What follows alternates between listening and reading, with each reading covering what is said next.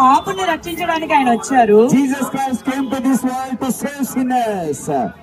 ఆయన రక్తం ద్వారా మన పాపాలన్నీ క్షమించబడతాయండి. Through the blood of Jesus Christ our sins will be forgiven.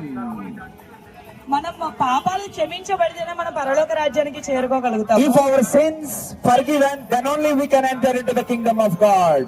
యేసు ప్రభువుని నమ్మినట్లయితేనే మనకు పరలోక రాజ్యం లభిస్తుంది. If you believe Jesus Christ, we get eternal life. యేసు ప్రభువుని నమ్మకపోతే నరకంలోకి వెళ్తామండి. If you don't believe Christ, we have to go to hellfire.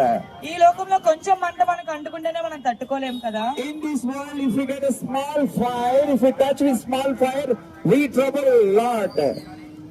అలాంటిది ఆరని అగ్ని యుగ యుగాలు ఉంటుందండి. And there is a great fire, it will live, it will fire forever and ever and ever and ever.